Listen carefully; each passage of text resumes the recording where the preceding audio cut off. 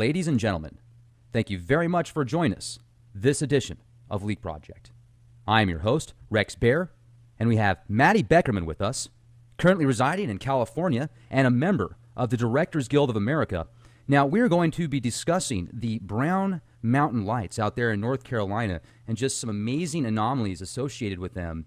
Now, he is also the writer of several films and working on two currently, American Satan and Miss Cannabis. So he has a lot of stuff on his plate right now, and we're going to do our best to pick his brain with the limited amount of time that we have. And I just want to say thank you so much for joining us here at the Leak Project. How the heck are you? I'm great, man. Thank you for having me. Absolutely. It's an honor to speak with you, and this is just really exciting. I talked to you a little bit before the show and told you about the Marfa lights that I want to go visit just a few hours away from me in San Antonio, hopefully in the next couple of weeks. And you said that there's actually some similarities to the Brown lights that you did a lot of research on and that had a big impact on your film. Yeah, I mean, the Marfa lights, very similarly to the Brown Mountain lights, have, a history of people you can actually go and see them. It's something that, thousands of people have seen over hundreds of years. And it's a physical anomaly and it hasn't been explained. Same thing with the Brown Mountain lights. Just like the Marfa lights in Texas, there's physical road signs. You can pull right up there, and if you're lucky, you'll see them. Not everybody does, but oftentimes you will. When did you first discover the Brown Mountain lights? So my family had been living in the mountains of North Carolina since the 70s. My grandparents have a home there. I would go visit them all the time, and I would always hear stories about the Brown Mountain lights. And I'd never seen them. I'd never gone to them. So one summer I was working up at my uncle's store, which was kind of like a flea market type mall. And one of the guys that I worked with there, nicest guy ever, a little kooky, he started telling me this story about how he had seen the Brown Mountain lights and he was abducted. I really did not believe him. I was very skeptical. I was like, this guy's nuts, But he was really convinced. And then he had this story about being repeatedly abducted. I took it with a grain of salt. I said, oh, that's interesting, but what's this? Right. Then I started hearing from a lot more people who had seen the lights and also claimed they'd been abducted. And I heard this from a police officer, from a school teacher.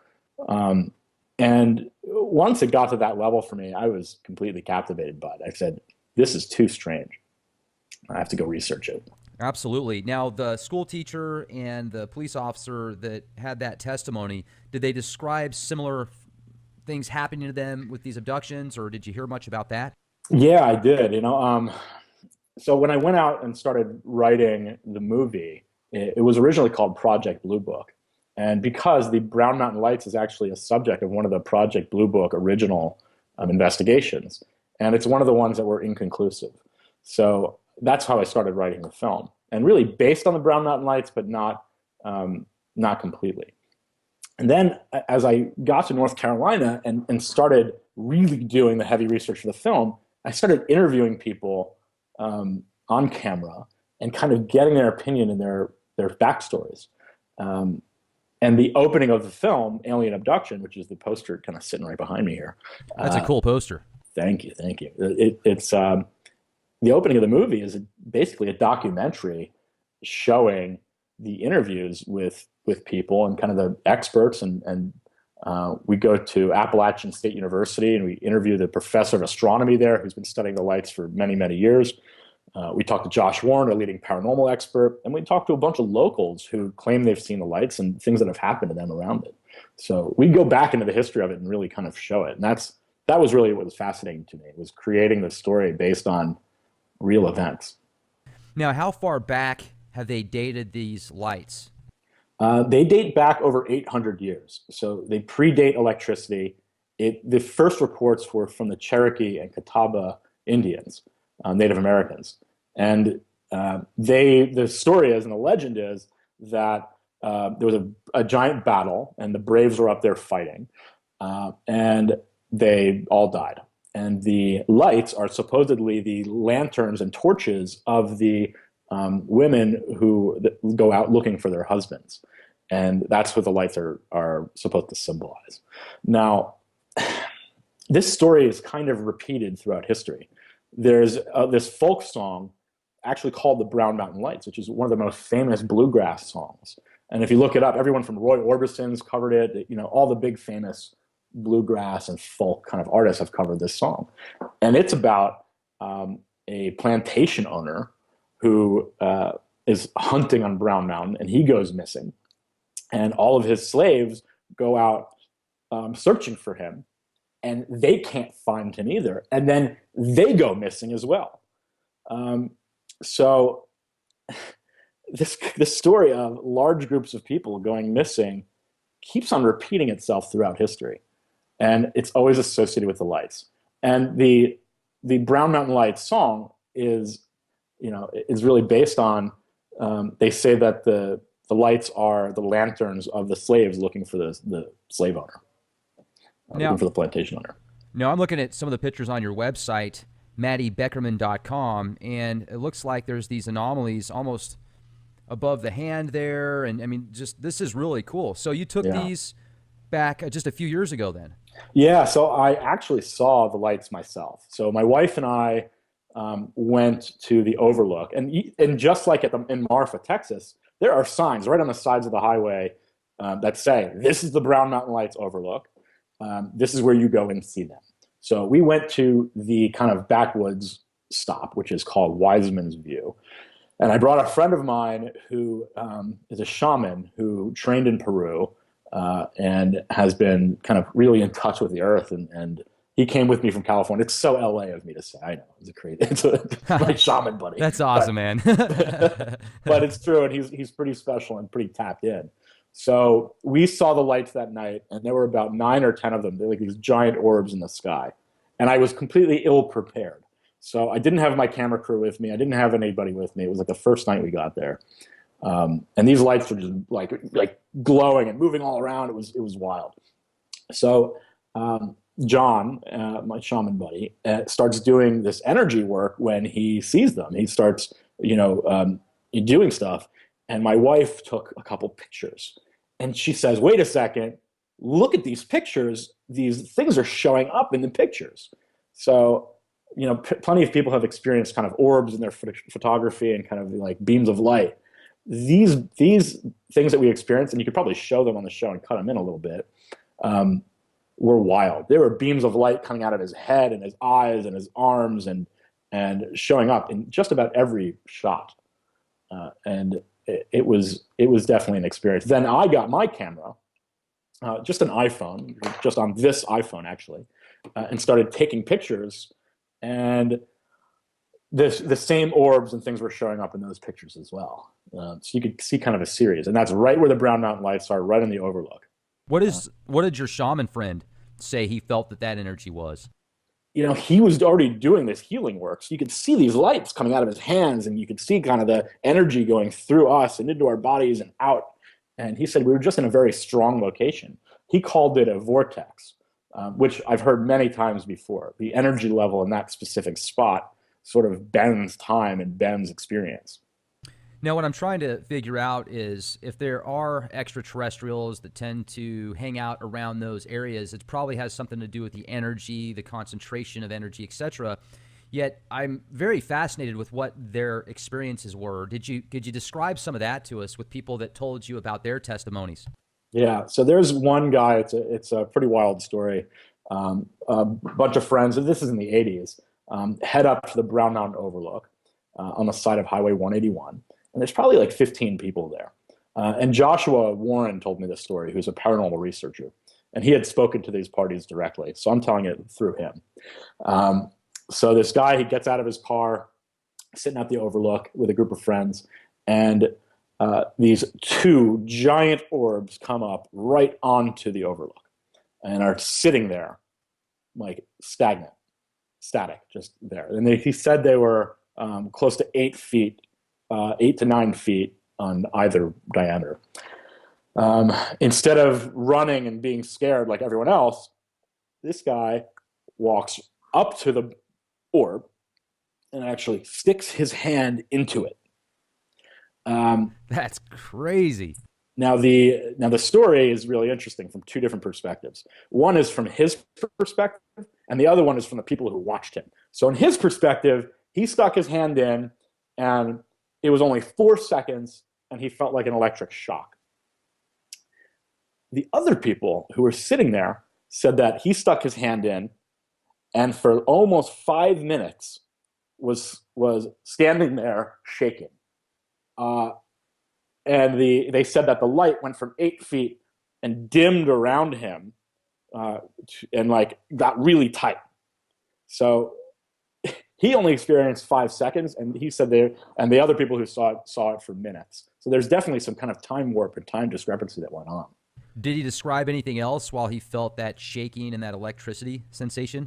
Yeah, and he said it like it was like a piece of lightning went through his body. And he said it was real quick. It was like, boom, in and out. And he was kind of shocked at people's reactions around him. Now he has since passed away, but some of the people that were there that night had retold the story to Josh Warren. Okay. And then, so maybe these orbs could possibly be like drones for ET? Yeah. I interviewed another guy who said he had seen one of these orbs moving through the forest. People have described them as swamp gas, as, every scientist that goes up there that has a field of study somehow tries to explain it in their own field, right? So I like the highly concentrated swamp gas. You can use that on everything. Oh, that's B40, B52. No, that's swamp gas. That's a UFO. No, that's swamp gas.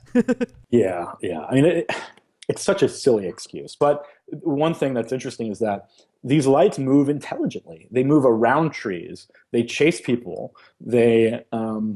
Somebody told me that they had seen what looked like a small creature inside of them actually moving with them. That was one report. I have a video up on my site, either alienabductionfilm.com or mattybeckerman.com, where I went and showed the film in Morganton, North Carolina, which is the closest town to the Brown Mountain Lights. That's kind of where you go to see them. And we had about 700 plus people show up to the premiere. And in the lobby afterwards, we had to have multiple theaters. So I just had everyone gather in the lobby. And I said to the crowd, I said, how many people here have personally seen the Brown Mountain Lights? And I'm not kidding you, at least 80% of the audience had raised their hands. Now, this was after I'd made the film. So I went and started, talking to people, and they started telling me stories about, what their own experiences were, and telling me stories about what had happened. And those stories were even more captivating than the original stuff I had documented. It was pretty wild. Now, have you talked to people that have given you testimonies of like actually physically having some type of test done on them, on some, table, metal surroundings or descriptions like that?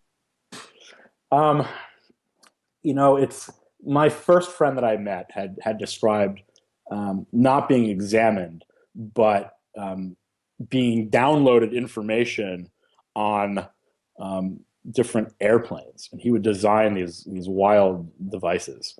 Now, there's a few stories that are really interesting. So there's a man, his name was Ralph Lale, and he would own this little gem shop on the side of Brown Mountain. And in the back of his gem shop, if you paid him, I think it was like $30 or $40, you could go back, and he had what he called was the mummified remains of an extraterrestrial, which is pretty wild. Now, what Ralph would do is pack a lunch.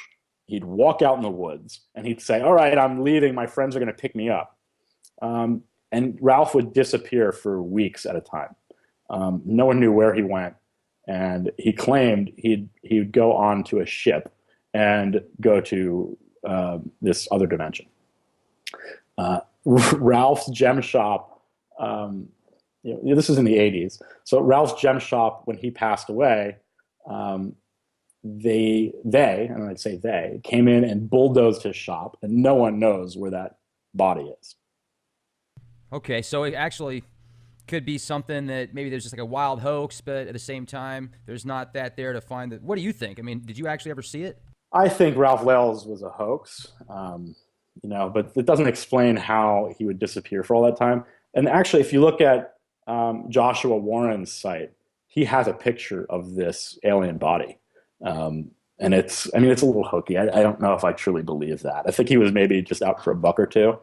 But that doesn't explain all the other things that happened. So one of the most captivating, situations for me was when I was doing the interviews for the film,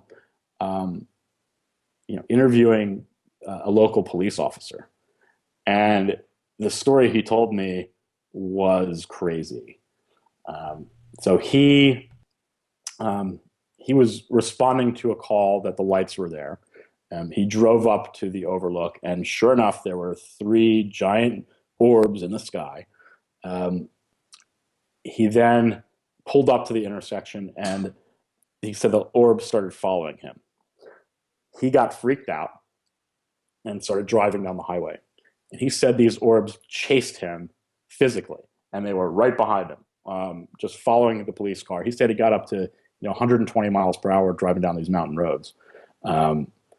And they were right on him, moving with him, driving around the curves with him.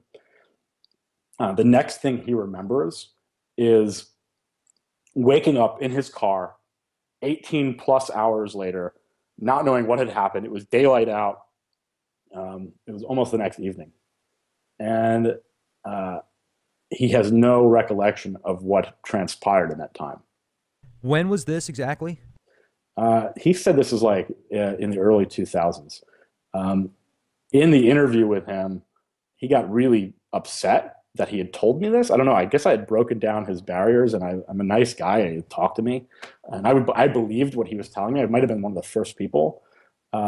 He said that he had initially filed a police report to claim what had happened, and he was so ridiculed and laughed at that it just became something he never wanted to go back and relive. Now, is he still a police officer? He is, and I don't know if today he is, because I haven't talked to him in many years, but he would not let me retain the interview or use it. He wouldn't sign his release forms. And I kind of respected that because I knew what that could mean for his career. That's one of several stories that are kind of similar to that, which is, rather bone-chilling. Now, I wonder if there's certain times of the year where there's more activity. If it's a full moon, there might be more things going on. Or did you ever connect any of those kind of dots? Yeah, they claim that in like October and November, like in the fall, there's a little bit more activity. People see them more often. And that's what I experienced too, because that's when we shot the film. We actually shot on location there. So do you think that they are ETs or maybe spirits, or what does your gut tell you they are? From my personal experience with my friend, the shaman, who and my wife and I up there, I mean, it's a definitely powerful place. I have no explanation directly what it is, but there's certainly something supernatural going on there. And there could be a real, time warp or time differential. When you talk about the guy putting his hand in the beam of light and then losing time, or the police officer with 18 hours missing, that is like a rift in time. And who knows? This could be a parallel universe. It could be, their way of moving, and that's how their vehicles could be powered. I mean, that's a weird, way of thinking about it, but I can't really think of much else. And it also explains, the groups of people missing throughout the history, from the Cherokee Indians to, the plantation owner. And then our actual story shows a group of people who also go missing. It has to be something. It's like a Bermuda Triangle. Yeah, okay. And like you brought up a minute ago, when that one guy had his hand in that orb, he felt like it was just a few seconds, but they said it was several minutes. So just think if, 40 years ago, 30 years ago, whoever knows how long ago, you go into something and it's almost like a momentary lapse there, where when you come back out, it could be 200 years later, but it just felt like a few seconds. That's very fascinating. And I also wonder if there could be some type of, maybe it's a spirit energy or something as well, or a combination. Maybe it's been here longer than we have. I don't know. Yeah. I mean, in one of the pictures that we took at Brown Mountain, I'm looking over the edge and my friend John is sitting next to me on my left-hand side. And just above my head, like right around here, you can see this almost hazy, look like smoke-filled face. And it is a face very similar to my poster. Um, I mean, if you look it up and turn your brightness up, you can see it extremely clear. So I think it's a clear sign of extraterrestrial involvement. Have you personally seen UFOs outside of that area? Um, I have, but I can't, definitively say, oh, that was a UFO. But I certainly have seen things that defy logic. Now, in LA, I mean, what's it like out there as far as the people that you are around a lot with work or friends and stuff? Are they pretty open-minded to this type of stuff as well, or? Yeah, I'd say so. I'm big into science fiction. I read a ton, and I'm into that whole world. So I think you have to be pretty arrogant and pretty naive to think that out of the multitude of billions of stars out there, that we are alone in this universe. We find new planets every day, super Earths that are able to sustain life. We can't be that arrogant. Absolutely. And have you noticed the Earth changes, let's say 20 years or so, over the past 20 years, not only just seem a little more extreme, but if you look at the sun, or you don't want to look directly at the sun, but doesn't it just seem a lot more intense now than it did 20 years ago? Like it's a lot wider and not as yellow? I mean, if you're experiencing what we are in the last couple of days, it was 104 degrees at my house yesterday, which, that's pretty abnormal. We're in the hottest period that we've ever been in. And last year was the hottest on record since we started taking records, and this year is supposed to be even hotter than that. So there are some cosmic shifts that, beyond global warming, beyond our environmental issues, that are changing. Right. Right. It's pretty intense. And I don't know what your thought is on the chemtrail phenomenon, but anybody can look up at the skies and see the difference between contrails and chemtrails. I mean, they definitely both exist. Do you think that that might have something to do with it, or they're trying to do some weird geoengineering, or they're using that to kind of block the sun? I used to think that was completely absurd. Right. The chemtrail thing. I used to think like, oh, that people are crazy who think that. I really think it now because, I mean, there are really like a ton of documented things, especially in Los Angeles. They sit there at Griffith Park and they have they release this chemical into the air to try and create additional rain. And we are definitely being manipulated. There's a difference, and I completely believe in the chemtrail theories now, and I'm freaked out by them. Yeah, and you seem to be in an area where you know some prestigious people. I mean, you've been in Hollywood and film production and stuff like that for how long now? It's been a good 10 years. Fantastic. And so why did you decide to get into this type of work in film production? I've always loved movies, but it really came down to being able to create stories that I believe in. And I always wanted to create my own worlds and create my own concepts. So the only way I could do it was to do it myself. That's great. So you basically wrote something down on paper. You came up with the story, and then you sent it out to some film companies. Is that how you got your? Yeah. Let's see. I wrote Alien Abduction with one of my best friends. We sat down and put the whole project together. We'd go back and forth. I'd come up with kind of the original idea, then he'd write, give it back to me. I'd rewrite it. We'd go back and forth on it. And then we had a script that we both felt was strong enough. And I gave it to a pretty well-known producer who I was friendly with, named Lawrence Bender. And Lawrence is pretty famous for doing all of Quentin Tarantino's films. So everything from Pulp Fiction to Reservoir Dogs, Kill Bill, Inglourious Bastards, Lawrence Bender produced it. So Lawrence read the script and really liked it. And once we had him on board, kind of all the pieces came together on it. Yeah, that's great. And it looks like, I mean, you've also been a part of The Experiment. You were the executive producer. You're working on Ghost Detectives as well? Yeah. That's another one that I wrote too. The Experiment was Adrian Brody and Forrest Whitaker. Actually, that's this other poster behind me is The Experiment. Yeah. Now, what was that about? So that was about the Stanford prison experiment. Also, a very real subject that we kind of turned into a fictional film. But the Stanford Prison Experiment takes place at Stanford University, and they take a group of 12 men um, and make them prisoners, and take another group of 6 or 7 men and make them guards. And it's kind of the mentality of um, just these regular guys off the street. What propels them to start really inflicting pain and kind of damage on these inmates. How intense does it get? I mean, is it? It got really intense. The real Stanford Prison Experiment only lasted 2 days, I believe. I could be wrong about that, because there was physical violence that actually broke out. And they just put an ad in the paper, and that's how they got these people? They were college students, so it was all based on scientific experiments at the college campus. Okay. Wow, man, that's great. And if you could tell us a little bit also about American Satan. What's that about?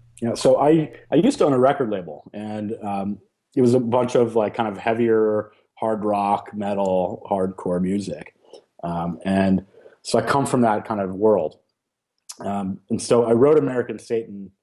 It was originally called Sympathy for the Devil, and that was based on my experiences of these bands kind of coming up and seeking fame and seeking fortune, moving from Ohio to Los Angeles. It's a classic Faustian tale of the rock and roll group being influenced by the devil, by being influenced by kind of a darkness.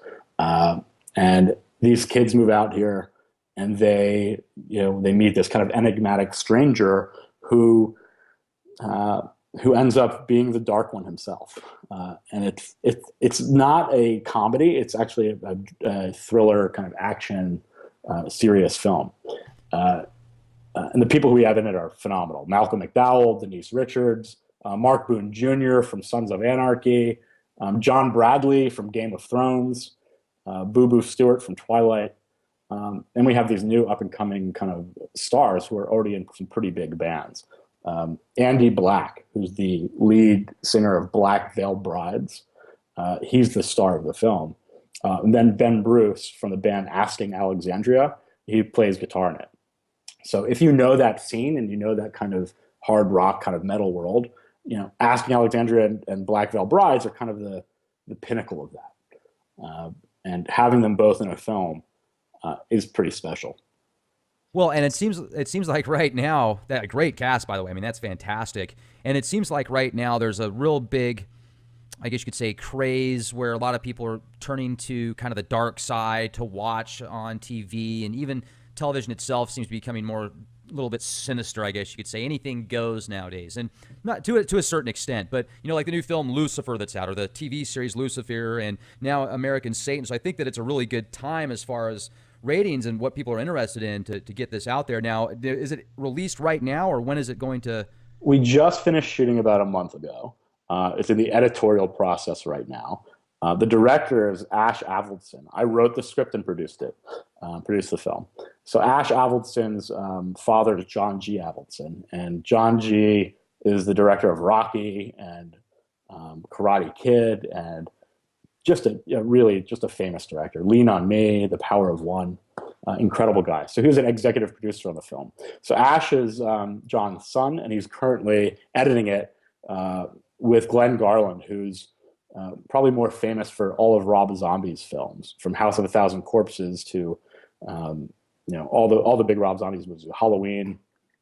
So they're editing it right now, and it'll probably be about a year before that comes out. Oh, that's great. And another question I'd like to ask, because I feel it definitely correlates with this film and what it is about, kind of the underlying theme. This guy comes from nowhere, this mysterious man, and then they write a contract out. People have talked for years about selling your soul to the devil, and especially in Hollywood, it seems like a lot of people come out and openly admit that they've sold their soul, and you can look at one side and say, well, they're doing it for ratings, and it's a joke, ha, ha, ha, and then there's going to be the other side of the coin where people are like, no, man, that's really, they did it. I mean, they pricked their finger, and they signed their name in blood, and they've got a contract. And there's some very mysterious circumstances to some entertainers that have died at the age of 27. You've got the 27 Club. I'm sure that would make a great film for you. Yeah. Yeah, well, part of that is if you look at the influencers of bands like Led Zeppelin or Black Sabbath with Mr. Crowley. Oh yeah, Aleister Crowley. You get into the real metaphysics of it, and the from the Anton LaVey's of it all.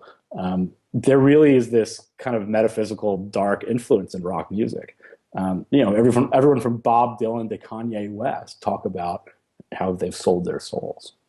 Oh yeah, absolutely. And we could go on for probably an entire show about naming just people on a list. I mean, there's so many of them that have said that they have done that. And another thing that I think is interesting as well is if you look at the media today and how powerful it is, it certainly seems to have such a huge impact, not only on economics and technologies, the way the future is sculpted, but let's look at things that have happened in certain films like Knowing, as an example, with Nicolas Cage. You've seen that film, right? Yeah. Do you remember where he's sitting down watching TV in the recliner and he's looking at these numbers that are correlating to dates and events that are going to happen, and then he looks at the TV, he's watching TV, and on CNN at 4/20, which is the date that the Gulf oil disaster actually happened, well, he's looking at the same date, and that event takes place like a year later after the film was released. And there's oftentimes these mysterious things happen in films that then happen later almost to a T, and I wanted to get your take on that. I mean, if you look at art imitating life, imitating art, right? It's constant. History is cyclical. Things constantly come back around. So I think when I write, there's a level of a channel I go through. I don't know if you can really say that completely, but it's almost like I'm here in this vessel, but something's writing through me, and I often feel almost as if I'm a medium writing, and sometimes I write some completely insane things, and that's actually sometimes that's my best work. That's awesome. Mm-hmm. Now, do you get yourself in certain mental states oftentimes when you do start writing? Do you meditate? Do you have certain rituals? And when I say rituals, I just mean like turn on the music to a certain song, and then you've got the lights at a certain level, etc. Oh yeah, I mean what's cool is my grandmother had the ability to automatic write. And I would sit there and watch her, and she would grab a pen like this and have a pad, and she'd hold the pen, barely holding it, and it would write like crazy. Right. And messages for people. She would channel people's loved ones. People would come to her house, and she would do this for them. I like to think maybe I have a little bit of that in me, and maybe it was passed down. Yeah, that's great. Maybe in my script writing, I channel some of that, and I have some of that within me. So yeah, I mean, I like to think that. That's really it does cool. come through me. I hear it. No, another thing too, there was a comment that a friend of mine, Jason, made the other day on an episode that we did here at the Leak Project, where he said, you can write something on paper or you can write it in clay. You can make a book or you can make a film, turn it into a storyline. And like what you're doing, you're making stories, you're making films. And that seems to have a much larger impact on society. And when you've got so many people that can dial in and watch something at the same time with what you're doing, man, especially if you're channeling these incredible energies, who knows where they're coming from, you really could have a substantial impact. I mean, do you ever think about that? Like, wow, there's been 5 million or 10 million or X amount of people that have seen my films that I wrote. I mean, that's got to have a pretty cool impact. It does. I mean, I always have this driving force within me, and it comes from my grandfather. My grandfather was a huge builder and developer, and I remember driving down the street with him in Miami, and he's pointing out all the buildings that he had built. And he said, these will be here long after I'm gone, and this is kind of my legacy that I'm leaving. And I felt that same connection to film, which is this is something that I'm creating that will be here forever. It's something that's everlasting. And these stories that you create and the stories that you're telling could have a consistent impact that you're leaving your legacy behind. It's really interesting. Now, where are you thinking about as far as your next production? Are you going to go into something sci-fi as well? I have a few things science fiction written, but the next thing I'm actually working on, it's right in the other room, I've got my writing partner. We're actually writing a script right now. It's based on the Count of Monte Cristo.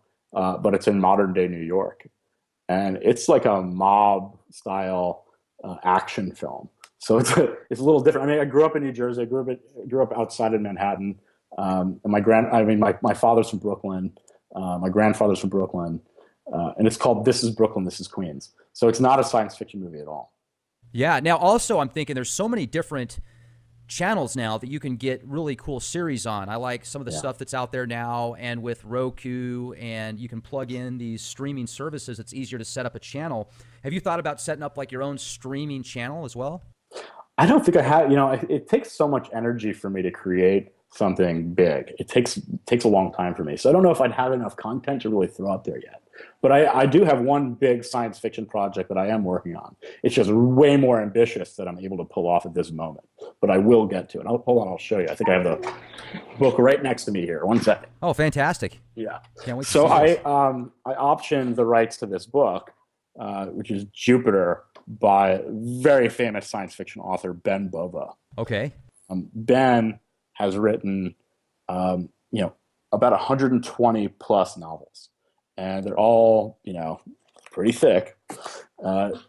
He's won a Hugo Award, and it's all about space exploration and the finding of life forms on other planets. And this book is one of my all-time favorites. I just love it. And so I'm so thrilled. We're on the first draft of the script already, and it's just turning out incredible. It's about a human exploration of the planet Jupiter and finding these massive life forms that are the size of entire cities. That reminds me of Cloverfield. Yeah, it's sort of in that giant Leviathan, that's what they're called, these massive creatures. Do they look like humans, or? No, they don't at all. They're completely outside of the realm of what we could believe. Basically, the concept is that Jupiter, the gravitational pull of Jupiter is on the outside, it's gas. But as you go deeper into the surface of the planet, the pressures that exist turn that gas into liquid.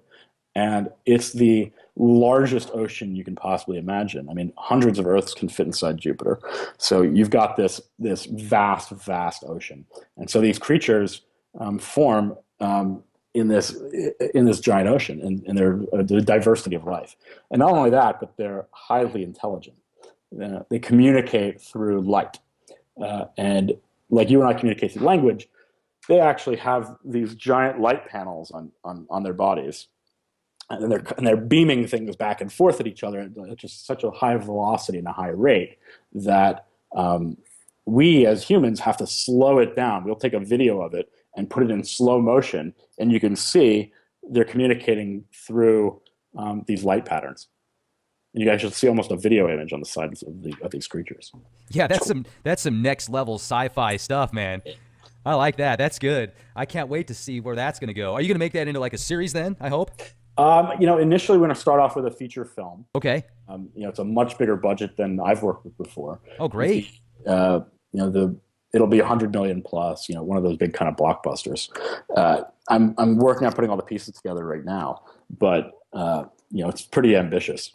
Oh, that's great. I certainly can't wait to see it. Any good sci-fi stuff like that just takes it to the next level, where you're going with that from that old school book that you're pulling up that many people haven't even heard of. I mean, just those gems in there, and you're taking it to the next level. I can certainly appreciate that.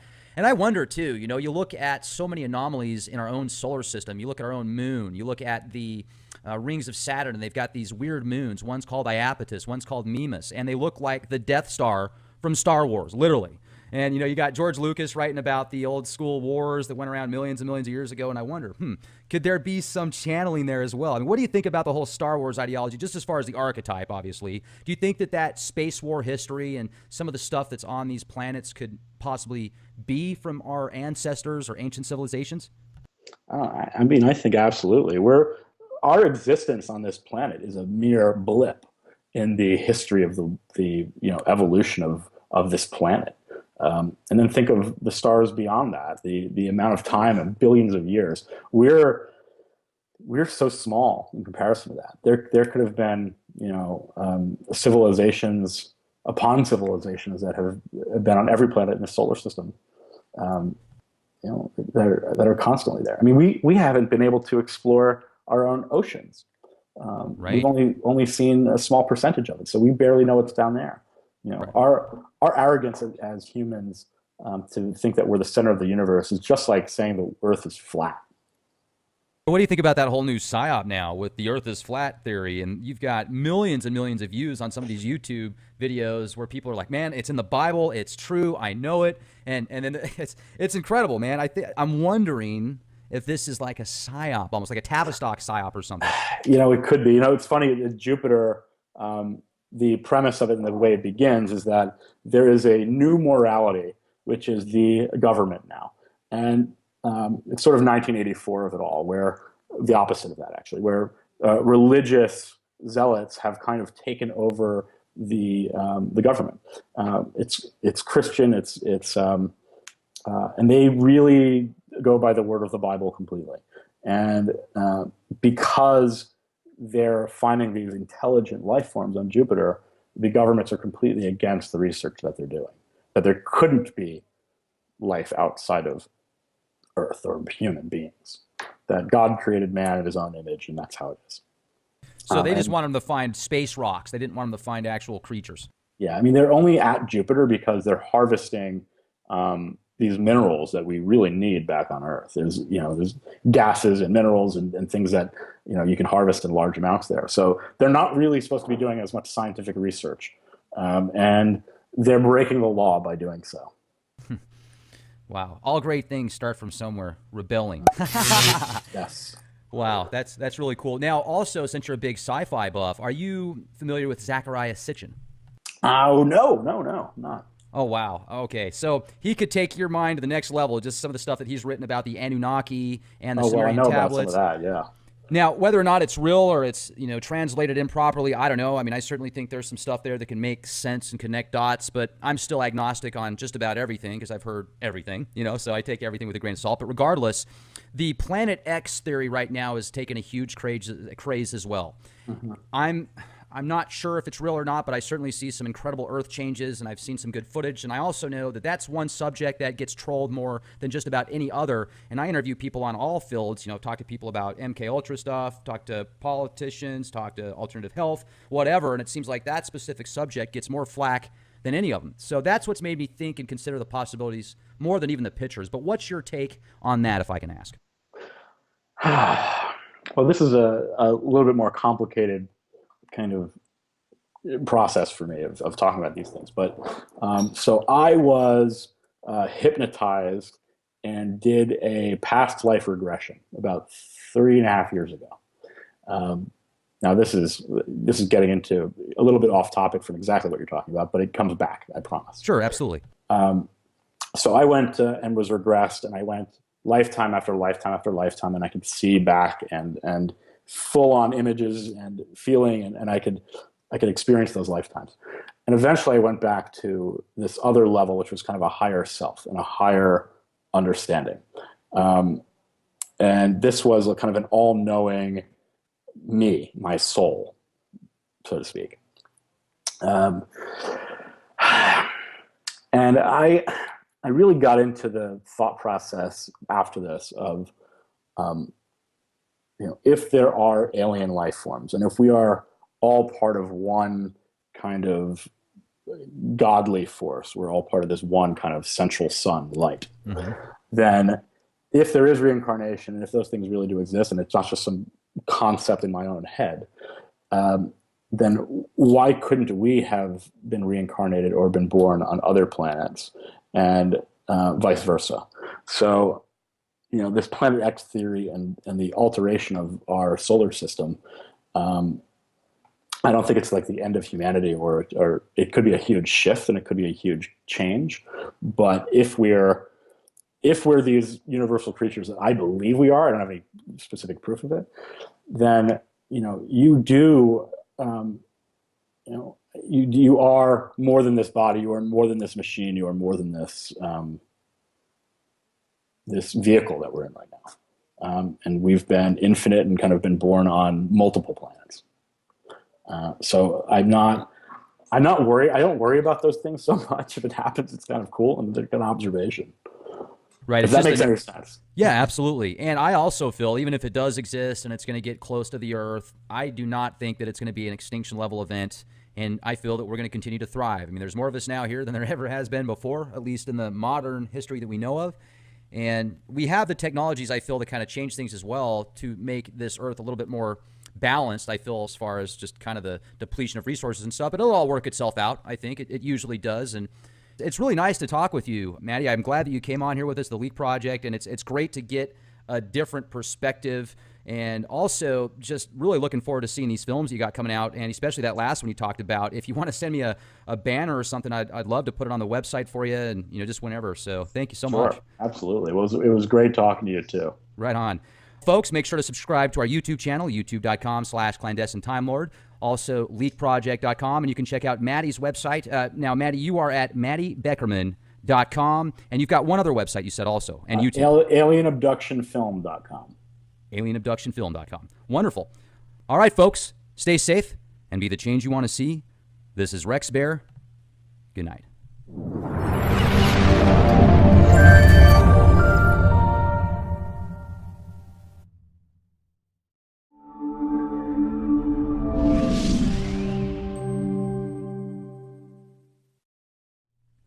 Ladies and gentlemen, thank you very much for joining us this edition of Leak Project.